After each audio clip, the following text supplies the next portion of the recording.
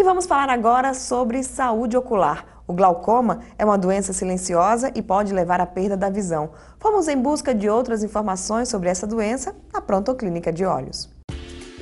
E só quem conhece alguém que já teve glaucoma sabe os perigos que essa doença pode trazer e as chances de provocar a cegueira. Ouvindo dois oftalmologistas conversarem, fica mais claro ver por que a doença assusta tanto. Nós vamos focar um pouco nessa conversa de hoje sobre o glaucoma primário de ângulo aberto, onde nessa forma da doença o principal fator de risco para o seu desenvolvimento é a pressão intraocular elevada. E o principal meio para se evitar a cegueira por essa doença é o diagnóstico precoce. Isso pode ser feito através de exame clínico de rotina. Quais os exames que são necessários para a gente fazer o diagnóstico do glaucoma, especialmente para fazer esse diagnóstico de forma o mais precoce possível?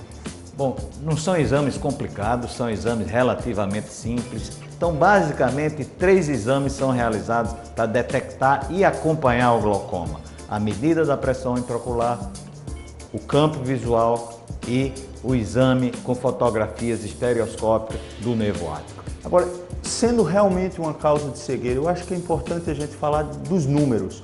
Quantos pacientes, qual a prevalência real de glaucoma no Brasil, no nosso estado, quantos desses pacientes são realmente cegos e qual o nível de assistência que a nossa população tem? Bom, inicialmente a prevalência do glaucoma crônico de ângulo aberto se dá em torno de 2% da população. Só que, à medida que vai passando os anos, esse fator de risco aumenta. Então, a cada 10 anos, aumenta em 2% a prevalência de glaucoma.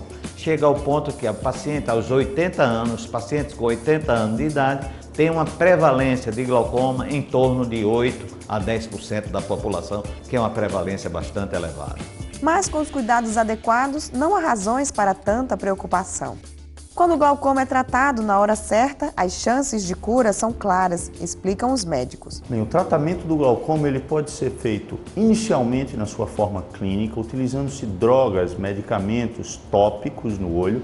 Existem inúmeras classes de medicamentos, desde medicamentos que diminuem a produção do humor aquoso, que é um líquido produzido dentro do olho para se manter o tônus, ou até mesmo drogas que atuam aumentando o escoamento, aumentando a drenagem desse humor aquoso, para que assim se mantenha um equilíbrio da pressão intraocular e mantenha esse paciente estável sem progressão do dano ao nervo óptico.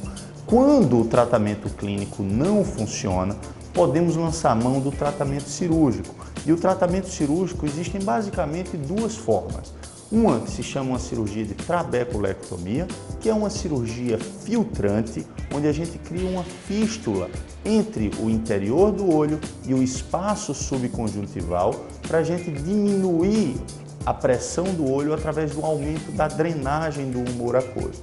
Uma outra possibilidade é o implante de tubos, de válvulas de drenagem do humor aquoso para drenar esse líquido e mantendo assim, restaurando um equilíbrio entre a pressão intraocular.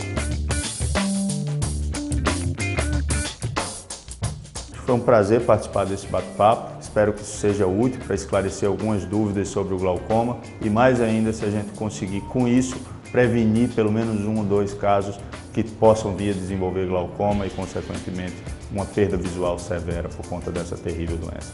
Se a gente conseguir que os órgãos públicos escutem alguma coisa do que foi falado e que a gente consiga que aumente o número de atendimentos terciários na nossa população, centros terciários na nossa população, tenho certeza que o número de cegos, na nossa população vai diminuir bastante.